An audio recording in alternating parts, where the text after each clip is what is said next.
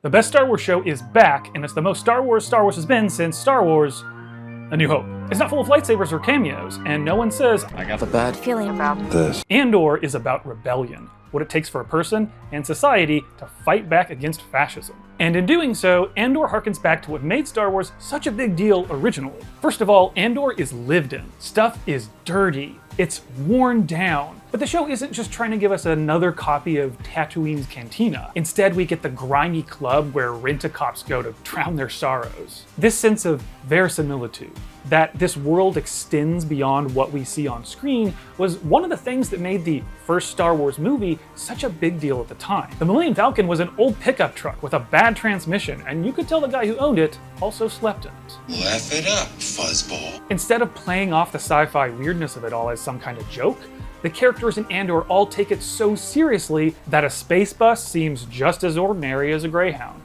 The other big thing that makes Andor a lot more Star Wars than most Star Wars is it's not afraid to get political.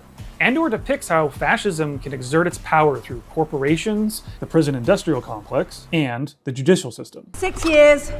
6 years? No, Wait!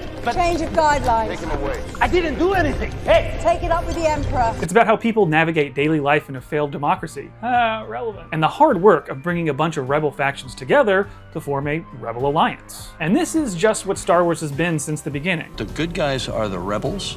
They're using asymmetric warfare against a highly organized empire. I think we call those guys terrorists today. When I did it, they were Viet Cong. The irony of that one is the big, highly technical empire. The English Empire, right? The English Empire, the American Empire, lost. And just like George Lucas was influenced by history's rebels, Andor's creator, Tony Gilroy, was influenced by history's revolutionaries. A great example would be Andor's thrilling mid-season heist, which is inspired by a bank robbery that Stalin pulled off to help fund Lenin's revolution. Fascinating history, and also one of the best hours of television I've ever watched. Which is another thing that Andor gets right. Star Wars should be an adventure, where seemingly ordinary people pull off extraordinary feats. And that's what's really key to Andor. Ordinary. You don't need to be a Jedi or an ace pilot to be a rebel, because revolutions are born in the streets. You have a great line, so this is how liberty dies. We're in the middle of it right now. To thunderous applause. Exactly.